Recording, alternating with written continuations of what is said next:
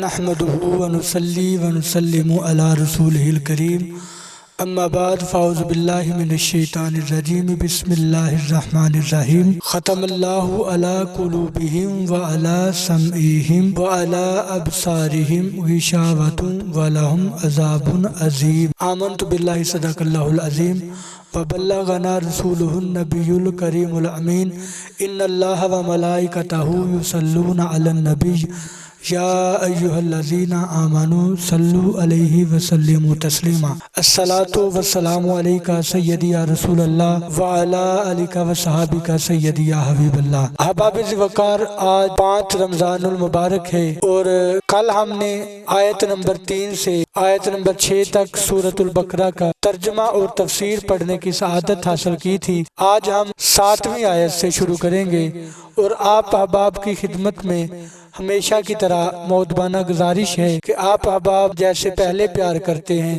ویسے ہی اس ویڈیو پر like share comment کریں۔ جن احباب نے چینل سبسکرائب نہیں کیا ان کی خدمت میں گزارش ہے کہ چینل سبسکرائب کریں اور لازمی کمنٹ باکس میں اپنی رائے کا اظہار کیا کریں۔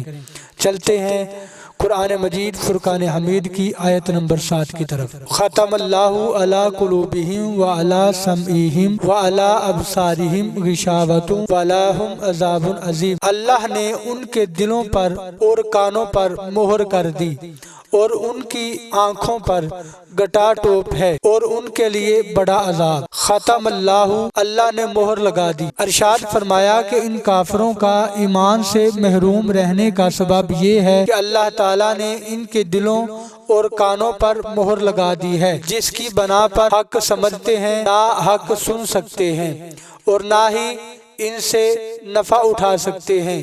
ان کی آنکھوں پر پردہ پڑا ہوا ہے جس کی وجہ سے یہ اللہ تعالیٰ کی آیات اور اس کی وحدانیت کے دلائل دیکھ نہیں سکتے اور ان کے لیے آخرت میں بہت بڑا عذاب ہے۔ بعض کافر ایمان سے محروم کیوں رہے؟ یہاں یہ بات یاد رکھیں کہ جو کافر ایمان سے محروم رہے ان پر ہدایت کی راہیں شروع سے بند نہ تھی، ورنہ تو وہ اس بات کا بہانہ بنا سکتے تھے، بلکہ اصل یہ ہے کہ ان کے کفر و عناد، سرکشی، بے دینی، حق کی مخالفت اور انبیاء کرام علیہم السلام سے عداوت کے انجام کے طور پر ان کے دلوں اور کانوں پر مہر لگی اور آنکھوں پر پردے پڑ گئے۔ یہ ایسے ہی ہے جیسے کوئی شخص طبیب کی مخالفت کرے اور زہر قاتل کھا لے جیسے، اور اس کے لیے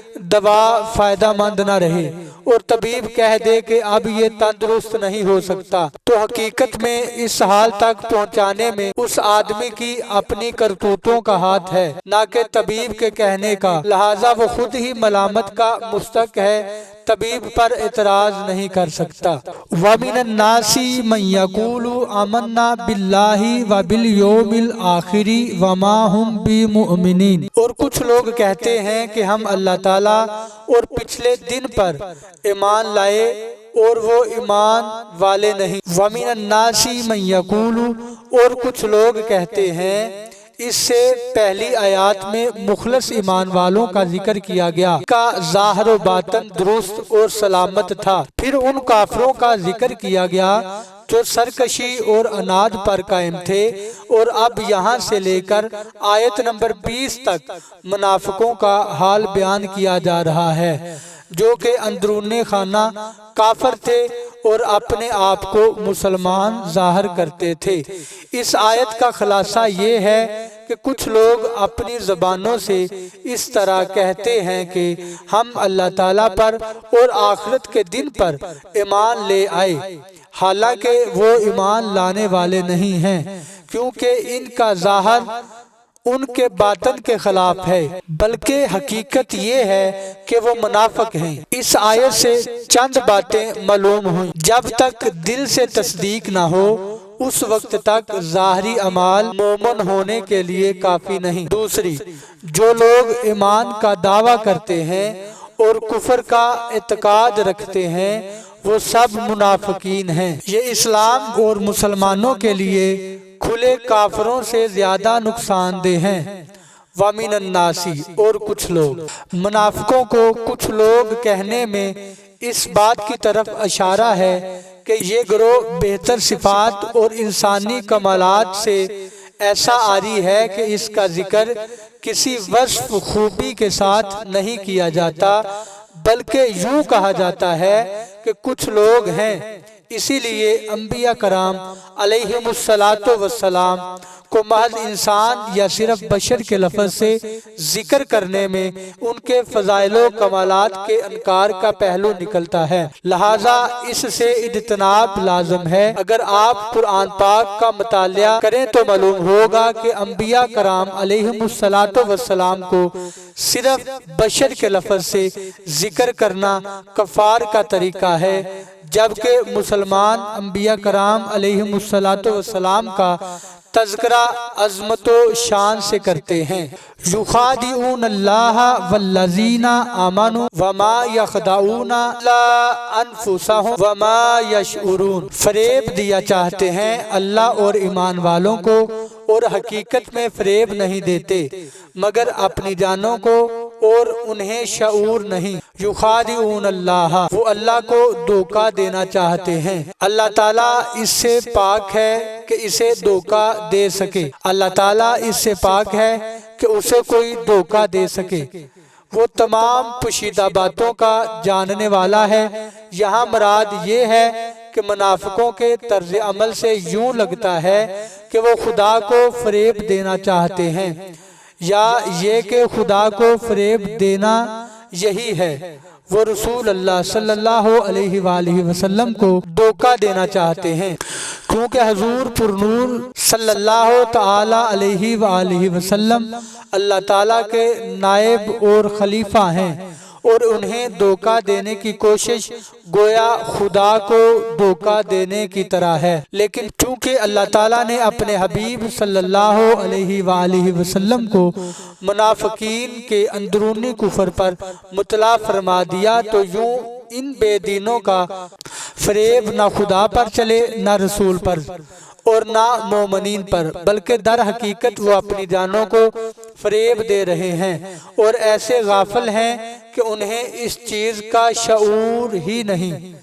ظاہر و باطن کا تضاد بہت بڑا عیب ہے۔